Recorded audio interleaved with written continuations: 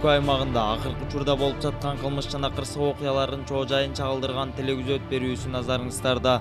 Бул жолку чыгарылышыбызда Чүй облусунун Ысык Ата районунда жүргүзүлгөн рейдтик иш-чаранын жүрүшүндө катталган мыйзам бузуу фактыларын чагылдырабыз.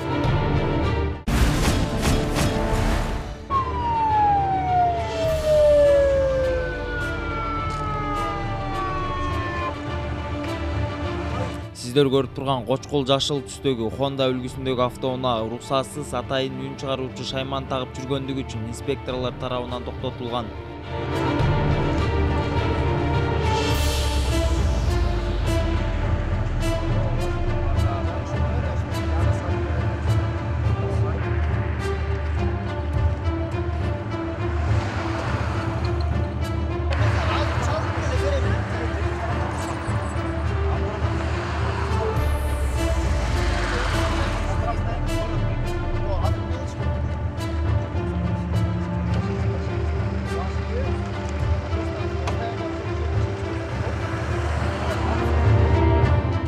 Мыйзам талабына ылайык унаа айып короосунан орун алып протокол түзүлдү.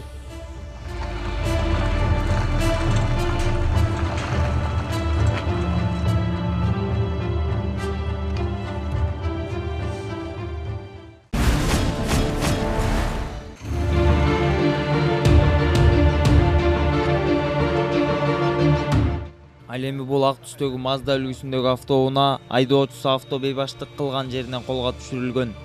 Айдоочу мыйзам бузуу фактысын четке кагып, инспекторлорго каршылык көрсөттү.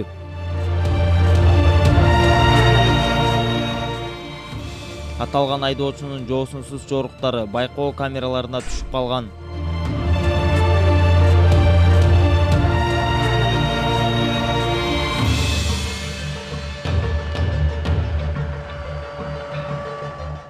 Телефон чалуу аркылуу жоопкерчиликтен качууга аракет кылганынан эч кандай майнап чыкпасына көзү жеткен соң коюлган талаптарга баш ийди.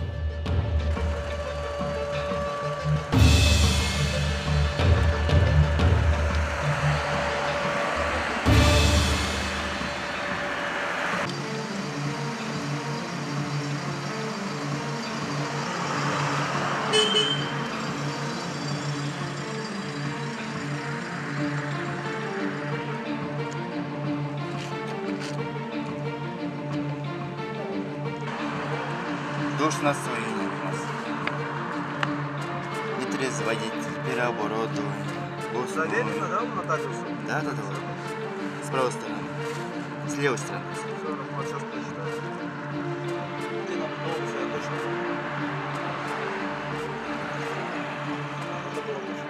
Не орали? Почему?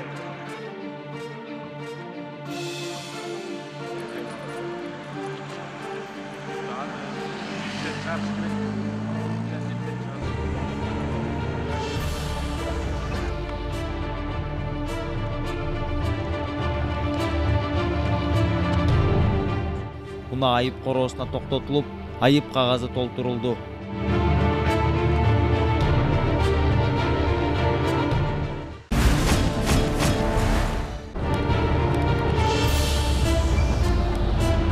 Ал эми бул кара түстөгү BMW үлгүсүндөгү автоунаадагы авто бейбаштык кылып, башка айдоочуларга тоскоолдук жараткан үчүн кармалган.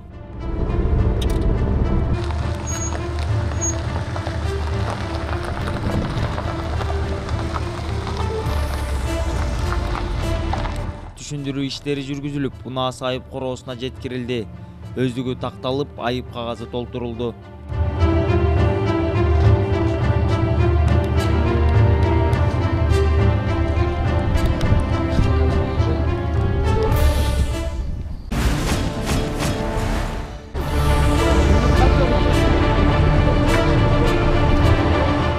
Сиздер көрүп турган бул Audi үлгүсүндөгү унаа айдоочусу мас абалында деген шек менен рейдтик иш-чаранын алкагында токтотулган.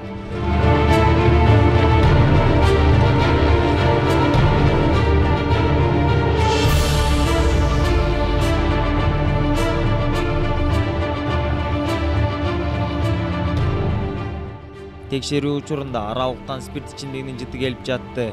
Унаа башкарып бара жаткан жаран инспекторлорго каршылыгын билдирип, унаанын ачкычын берүүдөн баш тартты.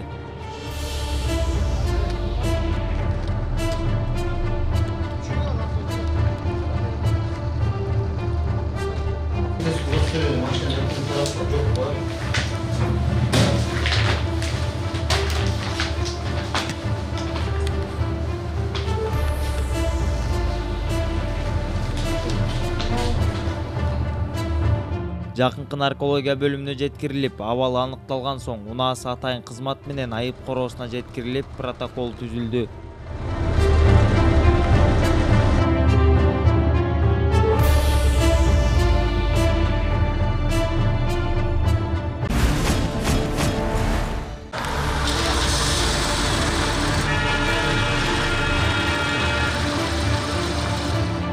Бул күмүш түстөгү Лада үлгүсүндөгү унаа рейд учурунда инспекторлор тарабынан токтотулган.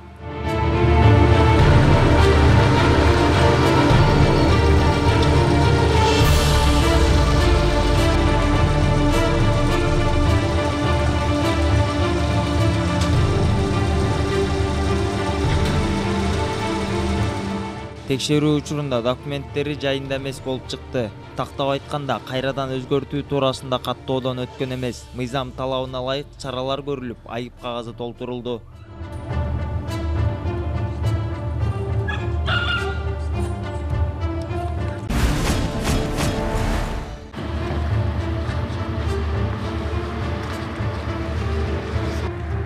Ал эми бул Мерседес үлгүсүндөгү унаанын айдоочусу унаасын башкара албай жол четиндеги цемент устунду сүзүп токтогон.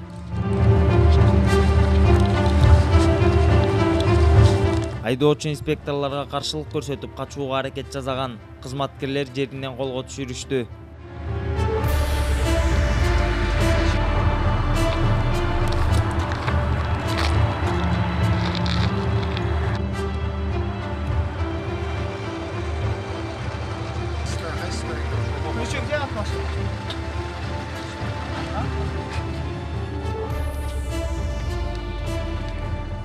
Абалын аныктоо үчүн жакынкы наркология бөлүмүнө жеткирилди. Спирт ичимдигин ичкендиги аныкталган соң өздүгү такталып, протокол түзүлдү.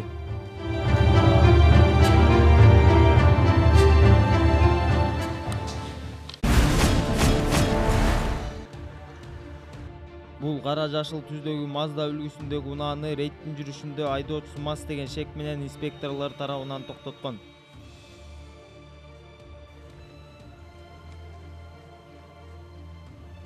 Текшерүү учурунда аралыктан спирт ичимдигинин жыты келип жаткандыктан абалын аныктоо үчүн наркология бөлүмүнө жеткирилди.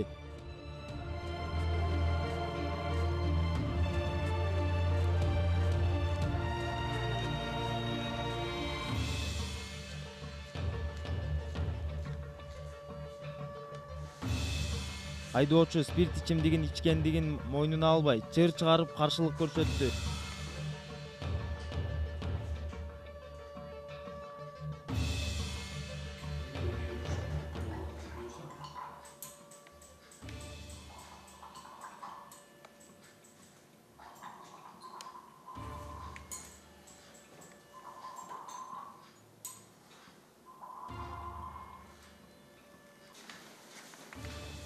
Экинчи текшерүүнүн жыйынтыгы менен абалы аныкталды. Унаа айып короосуна токтотулуп, тийиштүү протокол түзүлдү.